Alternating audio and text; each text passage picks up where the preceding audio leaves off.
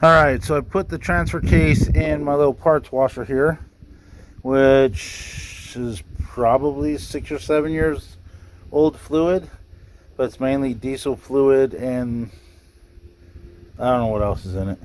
But it got most of the gunk off.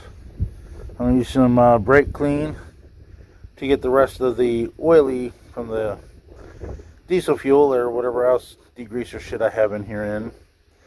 And I'll let it dry and I'll move it into the garage so I can disassemble. Alrighty then. Alright, when I take apart cases that have different sizes, that's the 10 millimeter here. I usually like to draw a picture in cardboard, punch a hole with the Phillips screwdriver, and send them through. That way you know where each one went. Like for some reason here and here had washers. I don't know, but we're going to put it back the way we found it. This guy here is the 10 millimeter that is on here. And it has that little bracket, and it also has a nut on the back for some reason. So, I like to do that to keep track. This here I'm not too worried about because I'm probably not going to use any of that. Might need some of those bolts later. Maybe those bolts. I know I'll need this for the speedometer. One thing I did note in here is the gears kind of look like they've had a touch of rust. Like I said, this thing came out of Winnemucca, Nevada. They do salt the roads, even though on the Jeep itself there was zero body rot anywhere. I also know it came out of California before it went to Winnemucca, Nevada, so I don't know how much time it actually spent in Nevada, but there's zero rust anywhere. So to get the cone off, I had to remove this snap clip that was right there, and the bearing right on that. We're not using this, but there should be no. Anyways, there should be another clip there, but I think I'm good to take this part off now. It's been many a moon since I've taken a 231 case apart. The last one I did was for the blue TJ that I put the 4-to-1 TR-Low in, that I really wish they never got rid of. I had that thing for almost 10 years and never had a problem. They were saying that they had people blowing them too quickly. You just, I don't know how to drive. You don't tear shit up. I'm fairly certain I should have taken that off first. Not a big deal though. What I did want to show you is there is a tad bit of rust on that, but nothing anywhere else. Maybe it's not rust. No, it seems like rust. It doesn't come off clean. I'm calling that rust.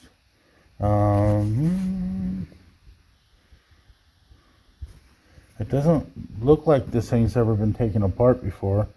I know I took it off, but I don't remember taking it apart. So anyways, so this comes up, you can see that, and this has to come up at the same time, and I think it will if the bolt's off, then I take both gears up at the same time. I think that's how that works. Alright, that is our front seal. That came out of there. The bearings are actually in really good shape. Everything spins nicely. Nothing's rusty.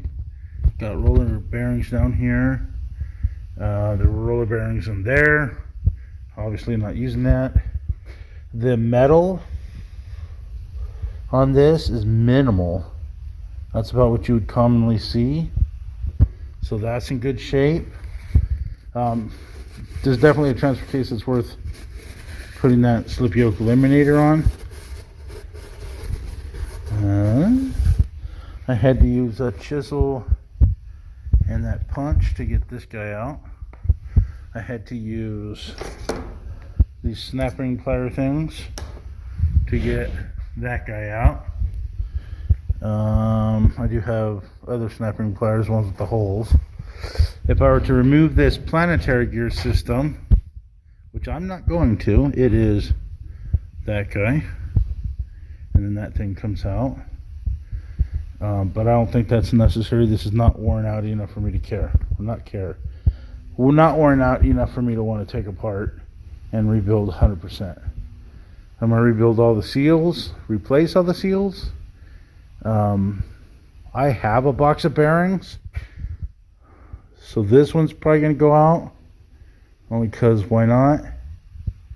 But I'm not going to mess with the needle one. I don't need the other one because we're not replacing it.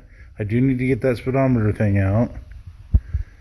And yeah, everything's looking good.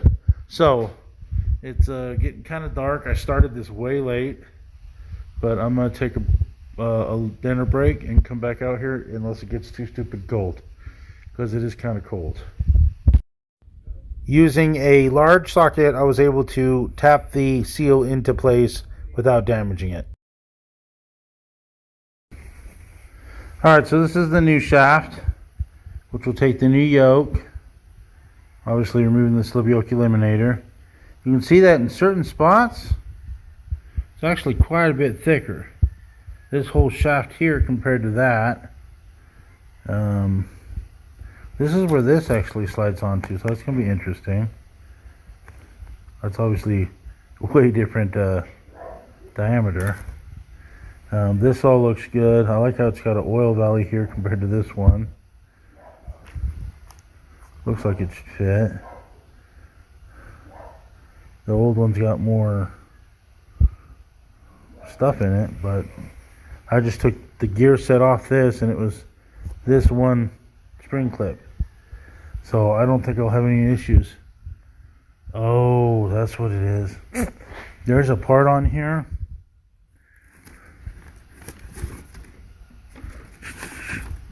I have to remove the needle bearings out of here. So it doesn't ride on needle bearings like it does in the original. Not sure I like that. I don't think I have a choice. Yeah, it's a different size here to here. Well, that's why there's an oil valley, so oil can get into it better, I guess. Huh. So I will no longer have needle bearings. And I gotta take them out. Well, I guess that's the next step. Taking needle bearings out so I can put all of it on this. Needle bearings are out. They weren't difficult to remove.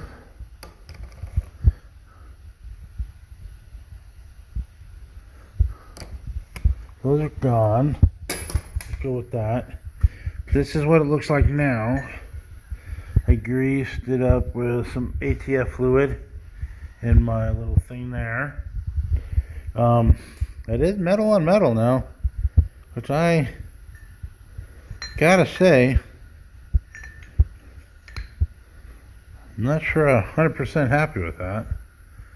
I don't remember if that's what I did the last time or not, because I did this on my my 97 TJ. I never did it on the Cherokee.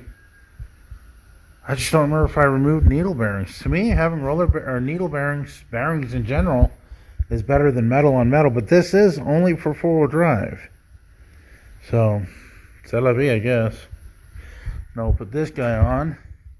I'm checking stuff like the brass bushings as I move around. There's very little wear on it at all, so I think we're good. So that's where we're at the moment. This guy goes.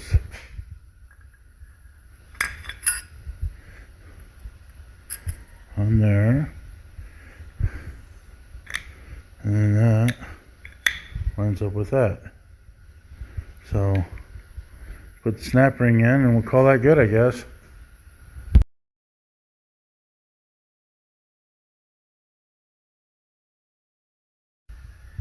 So this is that section I'll put back together.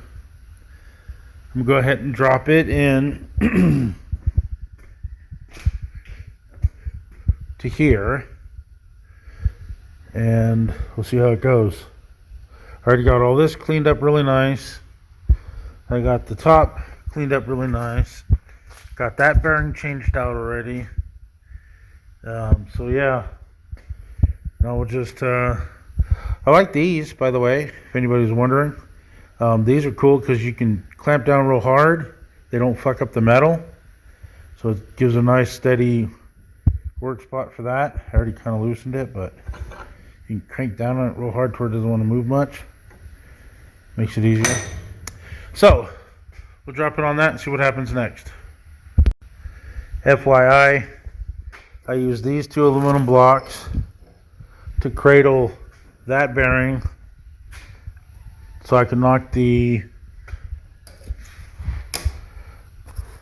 needle bearings out using a brass or copper, whatever that is. That looks more copper than brass, but used it to knock these out.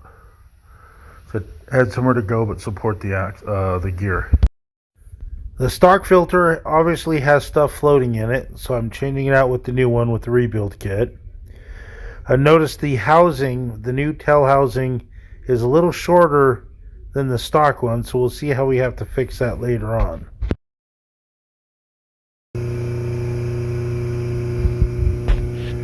So the manual says that this has to be no longer than 1 inch protruding out of the case. I put the case together dry, measured it, and I got to take 3/4 of an inch off, which is this mark here. So this is my cutting tool, which honestly isn't that sharp. I got to take this boring tool out, flip it over, and that is where that cutting tool goes into. So let me get the boring tool out first. I used the lathe in order to trim 3/4 of an inch off the shift rod. Alright, so I used tape in order not to mess up the shaft. I guess I didn't have that quite centered. It was just a bit below the center line. So I'll take that to the diamond wheel and just knock off that nipple. And that should be good. There you go.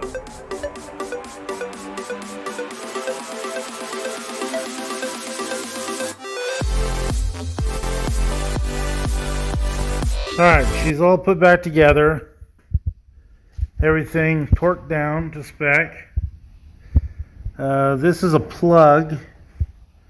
This is the original sensor. Those threads are too thick, or it doesn't collapse far enough to make it work. I probably should have cut maybe another 1/16 of an inch off that shaft. I'm not taking it apart for that. I'm not even sure this works anyway, so I'm not worried about it. I got everything else in. I'm going to shove it on the truck now and see how that goes. I'd like to at least get it mounted up there so I can drop it off the lift. Oh shit. I gotta put the transfer case back on. Transfer case price member back on. My goal was to get this sitting on its wheels so I can measure it and find out how long the drive shaft needs to be. But I also wanted to do the transmission before I put the transfer case crossmember back on. I wanted to change the filter and pan because it's a hell of a lot easier without the transfer case mount. Anyways, I'm going to put this up now if I can, and I'll make that decision in 20 minutes or an hour or tomorrow. Alright. Transfer case is filled with oil. Slip yoke eliminator is on. Cable shifter's good. So she's ready to rock. I measured the distance from the center here to the center here. And I did that both lifted in the air and on the ground. I also measured the distance from the center to the ground when it was on the ground, and from here to the ground when it was on the ground, and the weight was on it, just so I can get the drive shaft made. So I'm pretty sure I'm going to go ahead and get one of those if it's necessary. I think it's called the Double Guardian. I don't know.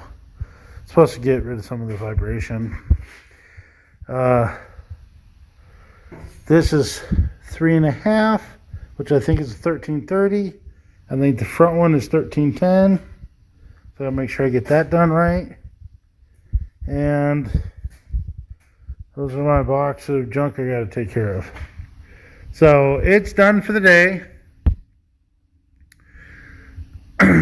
I'm tired and I'm cold, so I'm going to go in. And then I'll clean up this mess later. So I'm going to take the drive shaft over to High Desert Driveline in Hesperia, have them make me one up for the rear axle. This will be a good platform to use because this has the 1330 for the axle side and the 1310 for the transfer case side. And I have all the measurements for him. He should be able to know exactly what I'm talking about. And I test fit this one, and that fits the transfer case, and that fits the axle. So it's short, obviously, but it's the right universal joints.